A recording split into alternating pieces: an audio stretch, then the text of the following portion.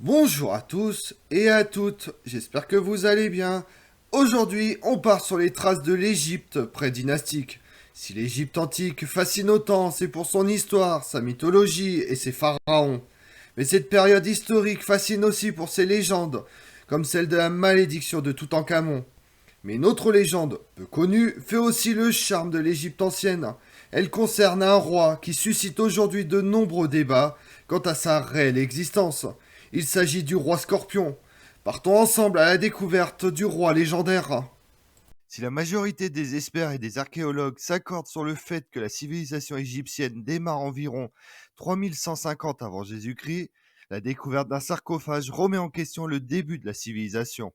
En effet, la tombe découverte en 1988 à Abydos par Gunther Dreyer, un archéologue allemand, laisse planer le doute. Cette tombe est accompagnée d'une écriture particulière qui utilise un système mêlant les signes phonétiques et symboliques. Les archéologues s'accordent pour dire que cette découverte permet de retracer l'histoire des hiéroglyphes. Quoi qu'il en soit, avec cette découverte, on affirme qu'une dynastie existait bel et bien avant la première dynastie de l'époque tinnite, couverte par les deux premières dynasties qui marquent le commencement de l'Égypte antique. Les archéologues décident d'appeler cette dynastie antérieure la dynastie 0. De nombreux auteurs étudient les raisons à l'origine du mécanisme qui entraîne l'apparition des proto-royaumes appelés à former l'État égyptien au moment de l'unification. Comme cela fut suggéré récemment, le passage du système de parenté qui régissait les premières structures politiques égyptiennes, les différents pouvoirs répartis le long du Nil, au système d'État qui régnera plus tard dans l'Égypte pharaonique, pourrait avoir été provoqué par la confrontation entre les communautés dans le but d'obtenir plus de ressources ou de biens prestigieux ne provenant pas d'Égypte. Il fallait bien contrôler les communautés vaincues de façon autoritaire et étatique. Mais cela n'empêchait pas au final ces dernières d'envahir peu à peu la structure sociale du pouvoir victorieux. Ainsi, alors qu'apparaissaient progressivement les éléments constitutifs de l'État, bureaucratie, justice, administration, l'élite du commandement victorieux en devint le seul groupe de parenté. Il impose graduellement au reste de la société les conduites étatiques appliquées jusque-là aux communautés vaincues. À ce jeu, comme il s'agissait d'un jeu de société tel que cela fut décrit par le grand spécialiste Barry Kemp, trois de ses pouvoirs finirent par gagner la partie. Il devint les proto-royaumes d'Héracopolis, de Nagada, d'Abydos.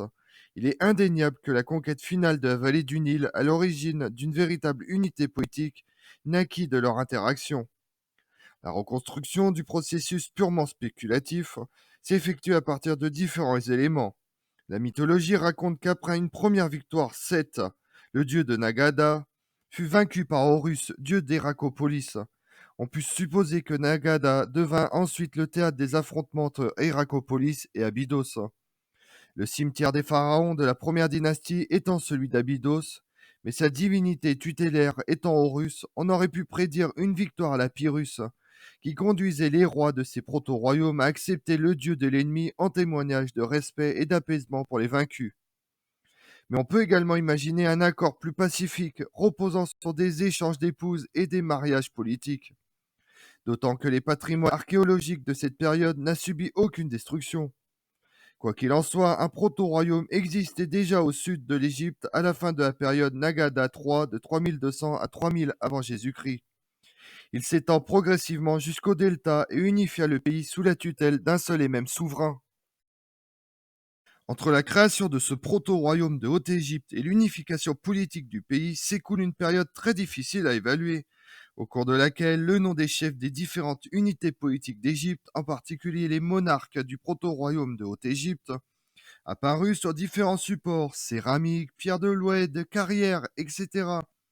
Par convention, cette série de monarchies préhistoriques, dont on ne sait quasiment rien en dehors du fait qu'elles ont existé, est appelée dynastie zéro. Ce nom, adopté dans la littérature égyptologique, reste ambigu pour des lecteurs non spécialistes, car le thème dynastie semble indiquer un contrôle du pays par un seul souverain, alors qu'il fait référence à tous ceux qui étaient sur le point de s'emparer du pouvoir, voire qui le prit très temporairement.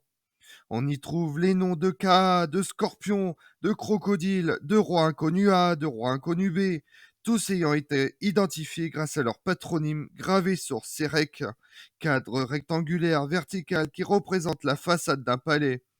et sur lequel apparaît un faucon Horus perché.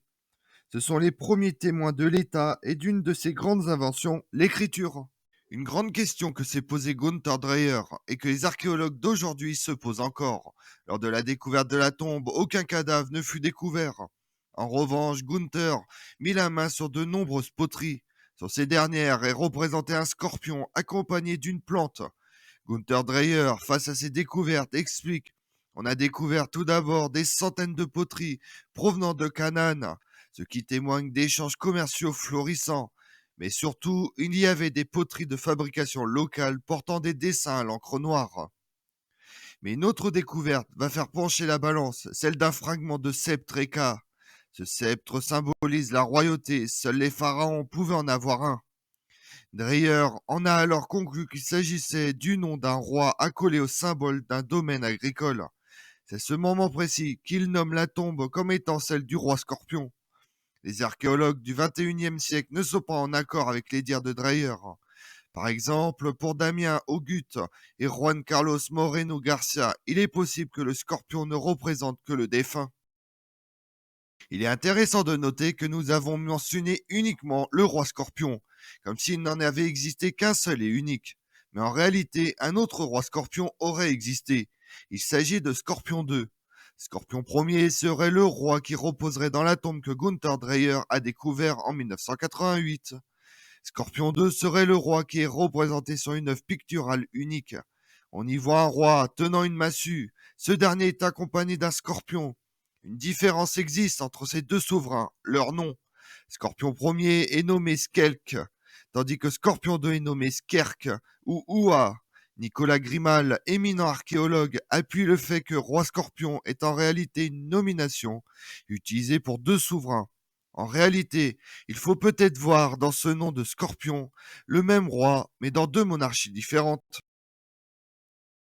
Il s'agit là d'une affaire des plus complexes, et c'est compréhensible car les archéologues ne s'entendent pas sur ce point.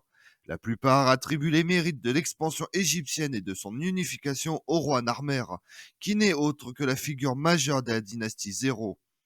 C'est ce roi qui aurait réuni pour la toute première fois la Haute et la Basse Égypte. Ce dernier ne serait autre que le descendant du roi Scorpion. Pour d'autres, l'unification de l'Égypte serait l'œuvre du roi Scorpion en personne. Ce dernier aurait régné sur l'intégralité de l'Égypte, symbolisant alors son unification. Il aurait aussi soumis au sud la Nubie. Au nord, il régnait sur la Palestine, ce qui expliquerait alors les poteries provenant de Canaan, auprès de la tombe découverte par Gunther Dreyer. Mais quelques archéologues avancent le fait que Narmer et le roi Scorpion ne seraient en réalité qu'une seule et même personne. C'est ce qu'avance Bernadette Menu, qui met en avant les ressemblances physiques entre Scorpion II et Narmer. Cette théorie remet alors en doute la réelle existence d'un roi Scorpion ou même plusieurs.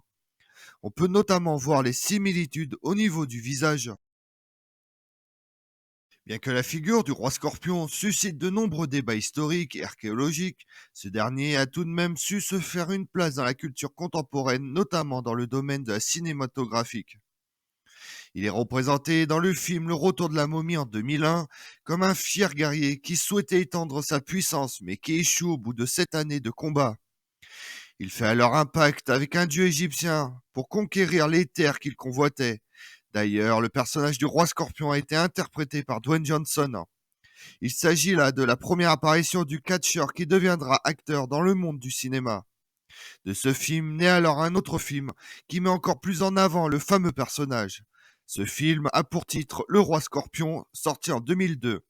Il met en avant l'ascension d'un jeune guerrier qui finalement deviendra le Roi Scorpion, donc Scorpion Ier si on suit la logique historique. Ce film donnera par ailleurs naissance à une série d'autres films sur le Roi Scorpion. Comme on l'a vu, l'affaire du roi Scorpion est l'une des plus grandes énigmes non résolues encore à ce jour. Et cela pour de nombreuses raisons. On ignore encore si un tel roi existait. Mais ce qui est sûr, c'est que ce dernier reste l'une des plus grandes légendes historiques. Je vous remercie d'avoir suivi cette vidéo en ma compagnie. Si vous voulez connaître mes autres vidéos, retrouvez-moi chaque matin à partir de 6h45 sur ma chaîne YouTube Tout sur l'Histoire avec Damien, mais également sur les réseaux sociaux, Twitter et Instagram, Histoire Damien. Et pensez à liker, commenter et vous abonner. Je vous remercie à tous.